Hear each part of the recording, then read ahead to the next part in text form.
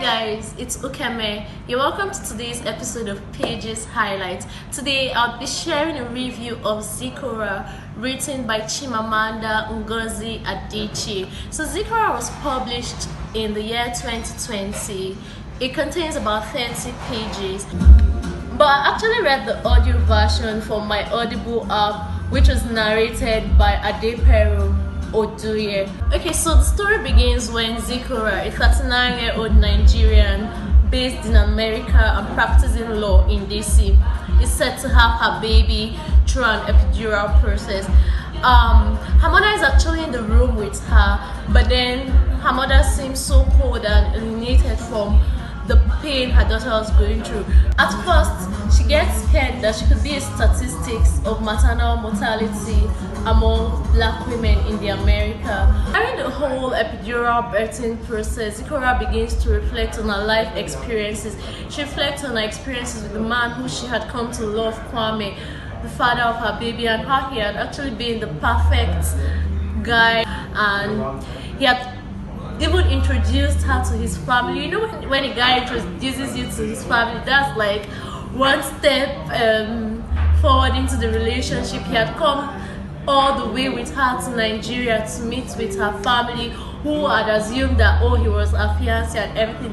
And then how everything suddenly changed the moment she announced that she was pregnant. She couldn't quite separate the difference between the guy that had been so loving, caring, you know, and the guy that was now totally ghosting her. Like, he literally abandoned her since she got pregnant. Then her reflections moved towards her childhood experiences, which had a backdrop of polygamy. During the birthing process, Zikora reflects on different experiences she had leading up to that moment: her job, her childhood experiences, and her relationship with her cousin, Miliakum. Then finally, she pushed out the baby. For Zikora, she had read up moments of how this should feel like when you meet your child. She had seen this moment in movies, in films and books, and you know, she actually felt like she knew how she would feel. She had like an imagery of how the moment should feel, but what she was actually experiencing was quite different. She had this pain between her legs. She felt like the pressure of delivery and all that.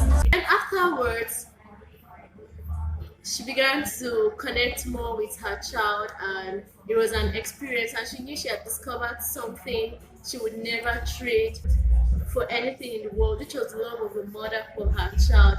I really enjoyed Zikora. It was beautifully told, brilliantly written, and I love the way the story transitioned from when she was trying to have the baby to the moment she actually delivered the baby and everything in between. It was so beautiful, and the fact that it was actually short.